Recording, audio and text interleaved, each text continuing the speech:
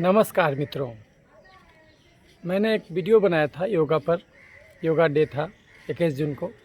तो उसके बाद कुछ मित्रों की शंकाएं आई हैं, तो मैंने सोचा कि एक वीडियो बना के फिर से आपको बताऊं।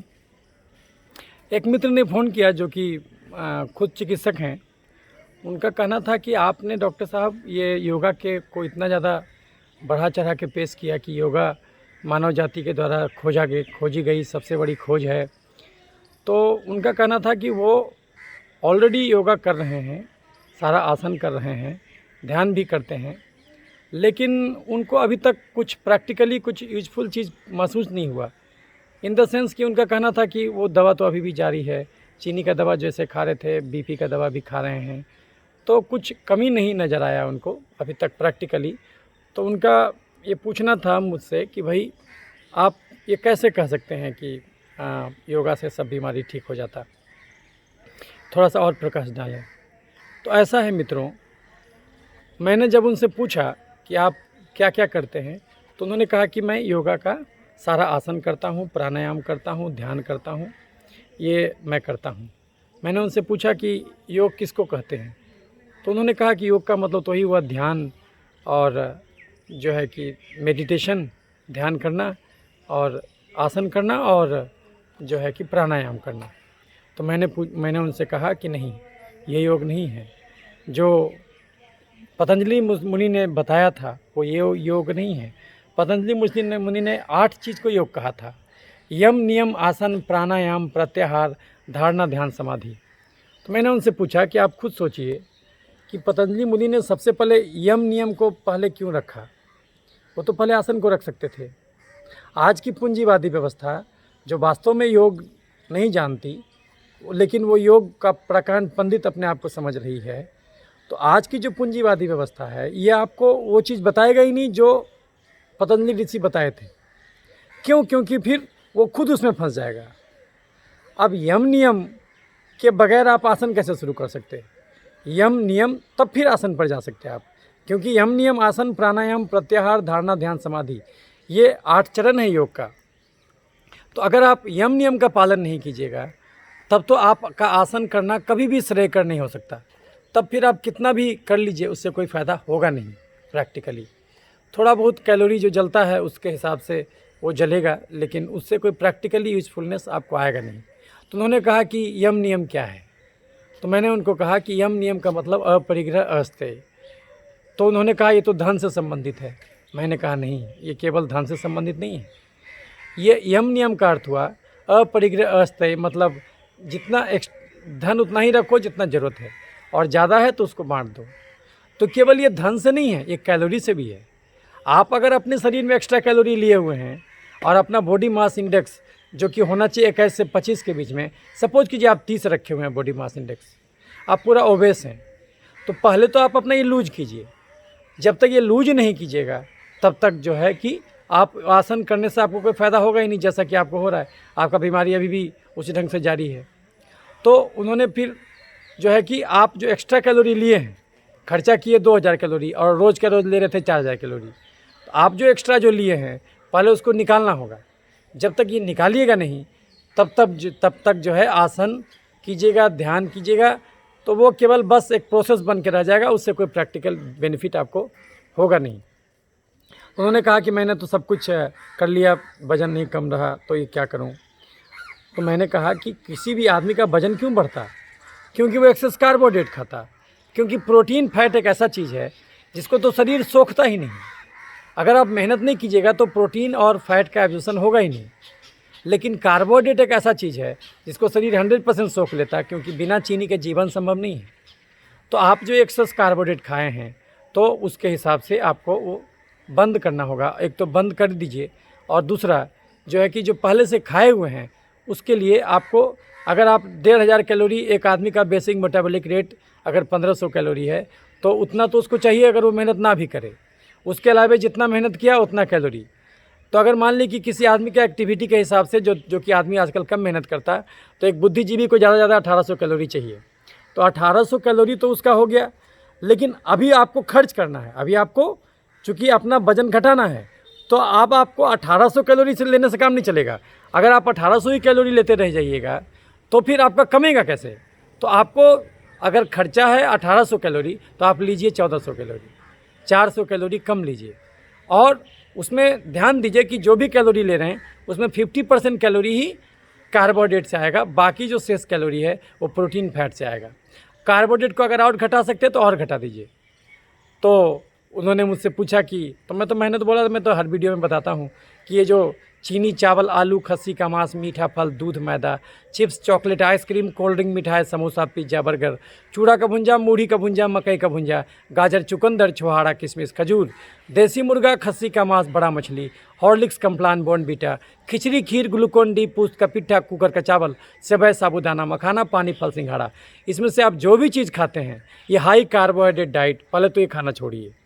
और जो है कि तो फिर वो खाना क्या है, वो भोजन कीजिए जिसमें कार्बोहाइड्रेट लेस देन 50% है। वो भोजन है दाल, रोटी, हरी सब्जी, सलाद, पनीर, राजमा, सोयाबीन, अंडा करी, मछली, चिकन, दही, घी और साग। तो आप जो सबसे पहले ये कीजिए कि 3 से 4 कटोरा गाढ़ा दाल रोज़ पीजिए, अंकुरित चना, अंकुरित मूंग रोज़ खाइए, सोयाबीन का बड़ी 10 से 15 पीस रोज़, और रोटी प्लेन आटे का मत खाइए, आधा आटा आधा चना का सत्तू मिला के तब आटा सान की रोटी बना के खाइए। और घड़ी देख के 2 से 3 घंटा रोज़ टहलिए। योगा करते हैं तो 1 घंटा योगा भी अलग से कीजिए और एक्सरसाइज कीजिए, प्राणायाम तो कर ही रहे हैं आप। तो पहले तो आप अपना ही वजन कम कीजिए, क्योंकि आप जो बॉडी मास इंडेक्स 30 रखे हुए हैं तो 30 बॉडी मास इंडेक्स में योगा काम नहीं करेगा, ये आपका आसन काम नहीं करेगा, क्योंकि आपने योगा को अपनाया ही नहीं। आपको लग रहा है कि आप योगा कर रहे हैं, लेकिन आप सीधे सीधे तीसरा सीढ़ी पर चढ़ना चाह रहे हैं, जो कि संभव नहीं है। जब तक आप यम नियम फॉलो नहीं कीजिएगा तो फिर उनका प्रश्न था कि भाई तो यम नियम के बारे में क्यों नहीं बताया जाता। यम नियम और प्रत्याहार के बारे में वो इसलिए नहीं बताते आपको, क्योंकि वो तो उसमें भी वो खुद ही फंस जाएंगे। जो अपने आप को योगा टीचर कहते हैं वो तो खुद ही फंस जाएंगे, क्योंकि यम नियम का था अपरिग्रह अस्ते, धन उतना ही रखो जितना खर्चा है। लेकिन जो आदमी अपने आप को योगा गुरु कह रहे हैं वो तो इतना धन लेना चाहते कि उनको तो कोई लिमिट ही नहीं है। जो आप खुद सोचिए कि हिंदुस्तान लीवर लिमिटेड वो जो प्रोडक्ट बनाता है वो सारा प्रोडक्ट उनका हो जाना चाहिए, उनका ये ख्वाहिश है। और उनका ये भी ख्वाहिश है कि जितना भी दवाएं बन रही हैं और एलोपैथ में जो दवाएं बन रही हैं वो सारे का कारोबार भी वो अकेले वही करें। तो ये तो इसमें अपरिग्रह अस्ते कहाँ हुआ, तो आपको दूसरे का हड़प रहे हैं आप, और आपको जितना ज़रूरत है नहीं है उससे ज़्यादा का आप पद का आशा कर रहे हैं, आप ऐश्वर्य का आशा कर रहे हैं, आप मोह पैदा कर रहे हैं। तो ये यदि आप कीजिएगा तो फिर यम नियम को तो पालन आप खुद नहीं कर पाइएगा, तो फिर आप आसन कैसे सिखाइएगा। तो इसीलिए वो आपको कभी नहीं बोलेंगे कि यम नियम महत्वपूर्ण है, जबकि योग का सबसे इम्पोर्टेंट चीज़ है यम नियम। ये एक जीवन जीने का तरीका है जिसमें आदमी मिनिमलिज्म पर रहता है, जितना आपको ज़रूरत है आप उतना ही लेते हैं, उससे ज़्यादा नहीं लेते। तो ये जो जीवन जीने का पद्धति है, अगर आप इसको अपनाइएगा तो बीमारी जाएगा ही। आप जो एक्स्ट्रा लिए हुए हैं अभी तक, आप आज से शुरुआत कर रहे हैं, ठीक है, तो आज से शुरुआत कर रहे हैं तो आपका जो बॉडी मास इंडेक्स है पहले तो उसको आप कम कीजिए। तो आप कम करने के लिए आप खर्चा कीजिए 2000 कैलोरी और लीजिए केवल 1400 कैलोरी। तो 600 कैलोरी का डिफिसिट जो होगा, ये कैलोरी आपका चर्बी जो आप शरीर में बना एक्स्ट्रा चीनी खा के, आप जो शरीर में एक्स्ट्रा चीनी खा के, एक्स्ट्रा कार्बोहाइड्रेट खा के जो शरीर में तेजाब बनाए हैं, उसके चलते सारा इन्फ्लेमेटरी डिजीज़ जो आपको हुआ है उसको भी ख़त्म कीजिए, वो भी ख़त्म हो जाएगा। और जो एक्स्ट्रा चीनी खा के जो इन्फेक्टिव डिजीज़ आपको शरीर में हुआ है वो भी आप चीनी जब ख़त्म कर दीजिएगा तो हर जगह का चीनी यूटिलाइज हो जाएगा, तो इन्फेक्शन भी स्वतः ही विलीन हो जाएगा।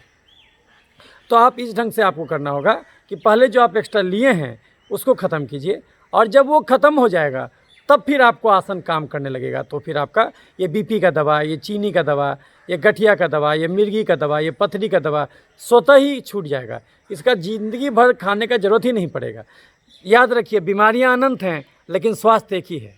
अगर आपसे कोई पूछता है कि अगर आपसे कोई कहता है कि हम बीमार हो गए, आप उससे तत्क्षण पूछते हैं कि कौन सा बीमारी हुआ। लेकिन अगर कोई आपको कहता है कि हम स्वस्थ हैं तो उससे आप कभी नहीं पूछते कौन सा स्वस्थ है। बीमारी भले अनंत हो, स्वास्थ्य एक ही है। यानी स्वास्थ्य रूपी केंद्र बिंदु का वो रोशनी अगर आप देख लिए तो स्वास्थ्य से भटक के आप कहीं भी गए होंगे, पुनः स्वास्थ्य तक लौटना आसान हो जाएगा।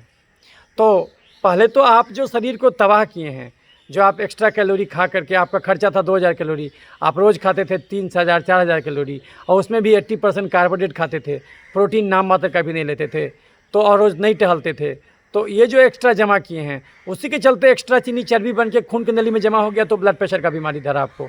एक्स्ट्रा चीनी चर्बी बन के पैनक्रियाज के बीटा सेल के पास जमा हो गया तो उसके चलते आपको डायबिटीज़ पकड़ा है। और एक्स्ट्रा चीनी दिमाग के नली के पास जमा हो गया तो माइग्रेन आपको पकड़ा है। या लीवर में जमा हो गया तो फैटी लीवर पकड़ा है।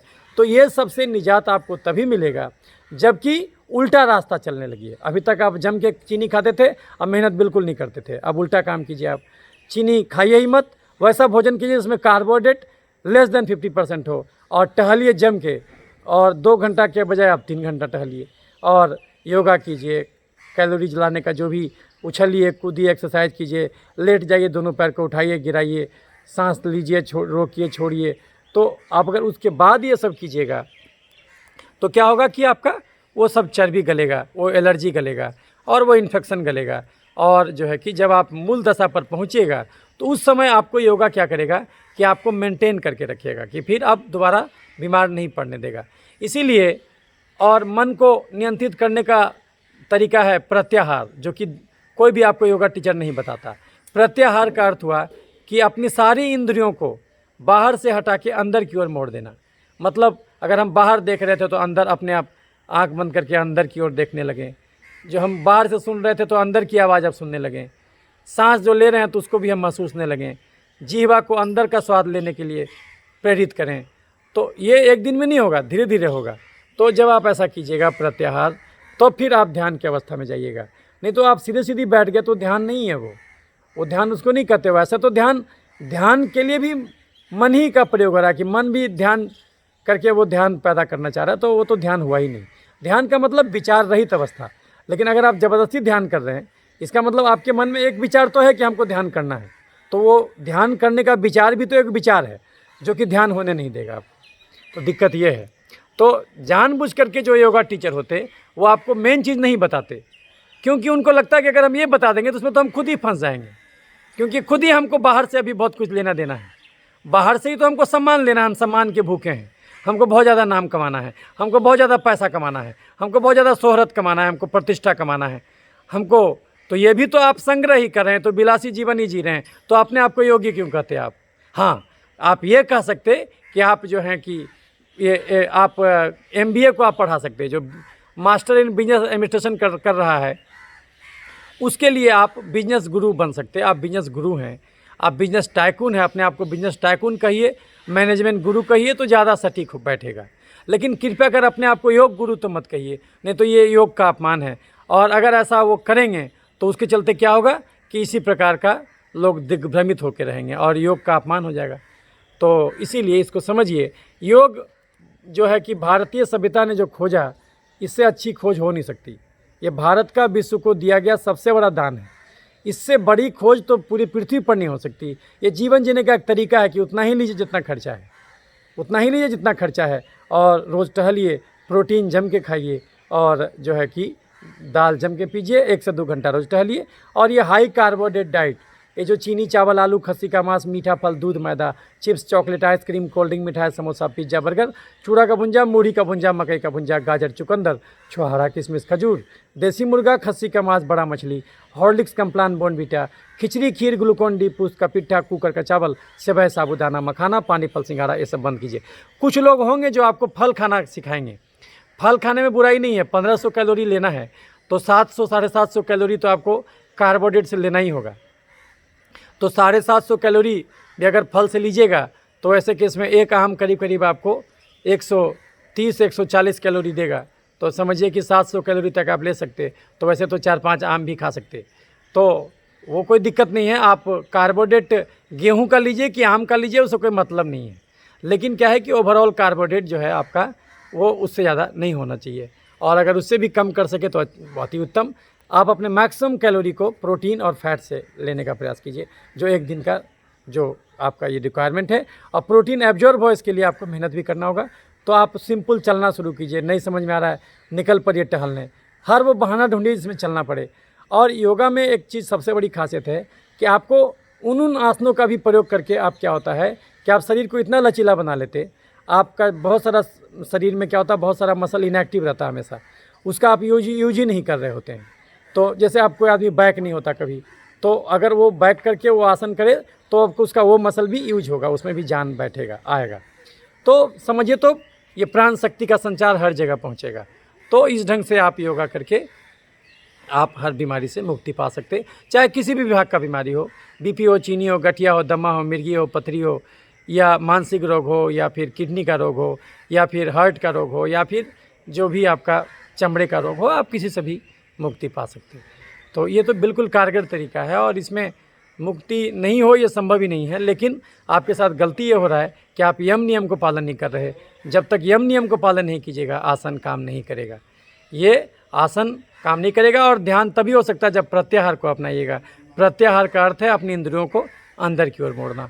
तो ये आपको करना होगा, तभी जा कर के आप इस पर काबू पा सकते। तो यही सब कुछ बातें थी जो कि आपको कहनी थी कि सबसे ज़रूरी है यम नियम। यम नियम का पालन करना बहुत ज़रूरी है। और दूसरे रूपों में यही बात भगवान बुद्ध का जो अष्टांगिक मार्ग है उसमें भी कभी न कहीं यही बात कह दिया गया। तो सम्यक भोजन, सम्यक व्यायाम, सम्यक कर्मात, सम्यक संकल्प, सम्यक विचार, सम्यक दृष्टि, ये तो आपका भगवान बुद्ध का भी जो अष्टांगिक मार्ग है उसमें भी यही कहा गया।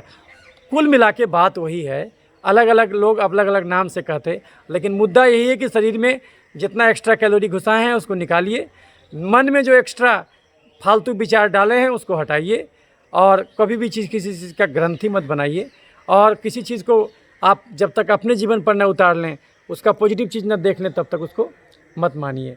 तो बेसिक कहने का पहलू यही है। तो उस मूल चीज़ को समझ जाइए। जब मूल चीज़ समझ जाइएगा तो फिर आपको कन्फ्यूजन नहीं होगा।